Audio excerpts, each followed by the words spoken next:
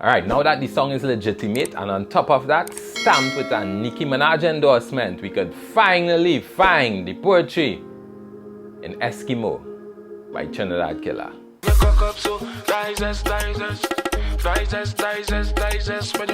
Eskimo is a well-loved ballad where the persona reminisces of being home in the Caribbean. The song is many times the sentiments of the Caribbean diaspora, people who are way hunting, those people who must migrate to chase better or varied opportunities or restart a life that was probably going in the wrong direction. The title itself is a metaphor where the migrant compares himself to what we'll consider to be like solitary, like Eskimo living. So extra points for the title, extra poetic points for the title for Trinidad Killa. Now admittedly, I had some challenges with the continuity. For the new ones, continuity is the ability of the narrative to seamlessly connect and transition from one part to the other part. In my reading of the song, I found the opening lines, the chorus, the verses to be three very distinct things.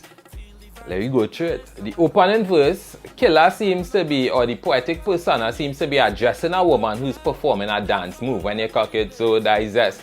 He then transitions to a morning greeting. In this greeting and the opening lines before that, he seemed to be feeling alive and well. He's happy. Suddenly, he's plunged into reality and he's seen as a marginalized Eskimo who is missing the sun because of the snow. As if that wasn't enough, there's a next sudden shift as now he seemed to be in some kind of party. The party is most likely taking place somewhere in the diaspora, somewhere in foreign. He has a line that says, "Girl from all over the place make me want to go back home," assuming it's girl from in the party that he was in that first stanza. Then we come back to the chorus, he's sad again. Then we go to our next stanza or the bridge where he talk about respecting the people who fought for the music that's being played.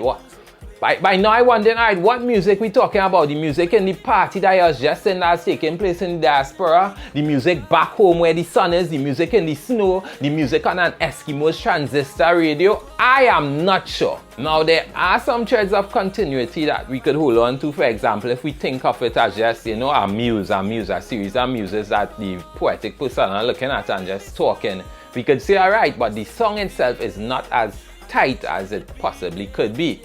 So I decided to contextualize this seemingly disjointed narrative to make it make more literary sense. What if this was a sneaky diss track? Or what if the track is an entire symbol for the marginalization that he faces from the music industry? Stay with me! Stay with me! Because from that understanding, Eskimo could actually be a literary work of art. Let's go back.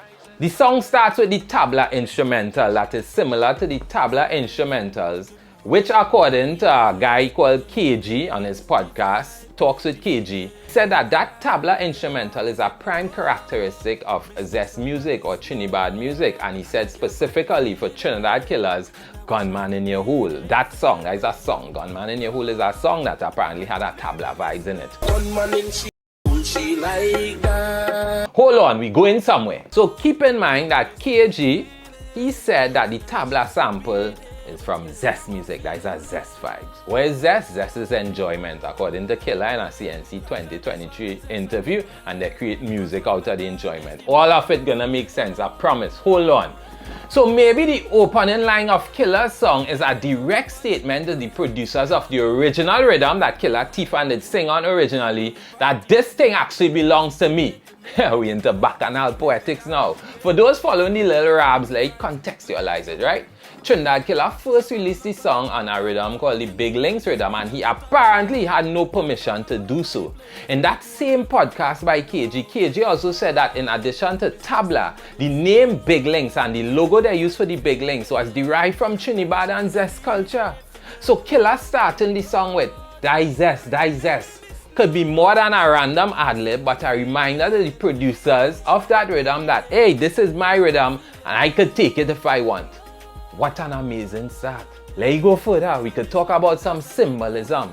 Now, symbolism is created when something means more than it is. The Eskimo metaphor and the associated references could be more than Killa feeling sad in the diaspora, but that could also mean Killa in the diaspora or in the outer worlds of the local music industry.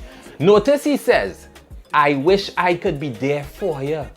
Not with you, but for you, meaning he has something to offer to the space when he gets back to the sun, which represents the Caribbean Trinidad. And yes, this is a reach, but it's exciting to think about. Imagine if Killa was saying the Soca Mafia, whoever that is, look at what y'all have done to me. Y'all have put me out in the cold. Now that will be a cold piece of writing. Pun intended, a sad but a cold piece of writing to respond to the designated bodies that may be keeping him outside of the music industry. It was only through that interpretation, folks, that the verses started to make sense to me. Because now verse 1, the party is him reflecting on a Zess party, right? And he is making a statement that his music was created to make the people dance. So I understand what music he's talking about now. And why is he being shut out if his music was created for that? And in verse 2, it's connected to verse 1 because he's paying homage to people who fight for his music. These will be people to bring him back home. People like Nicki Minaj, who, by the way, did hold him accountable for taking the people's rhythm, but she also encouraged him to make more beautiful music. And that is exactly what Killa was actually talking about in the song itself. It come to pass like a prophecy. Let you keep reaching. Everybody's favorite line, and let me see how we could connect it to my interpretation. When you're out on the road, I write your name in the snow.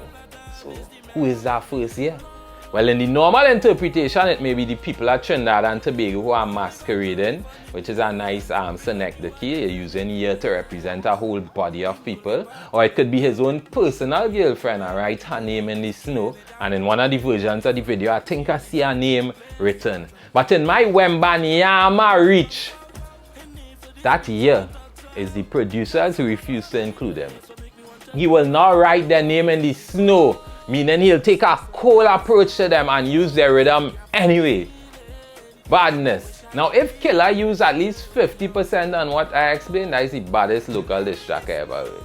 But we know that is most likely not the case. However, what it is a reminder that in writing, you can do it so skillfully that you can make people sing and cry over their own diss track. However, it is what it is. It's a beautiful song with a fair narrative, but some real nice symbolism. And by the way, the chorus is a 14-liner with sonnet characteristics. Big up yourself, Trinidad Killa, for the poetry. I give it a 6.5 on the poetry scale. There's the poetry in Eskimo by Trinidad Killa. Listen, all references we use and the lyrics to anything we use are right in the description below this video. Remember to like and subscribe if you appreciated the content, and if there's some text that you want us to analyze, just drop it in the comments below. We'll get it and find out where's the poetry.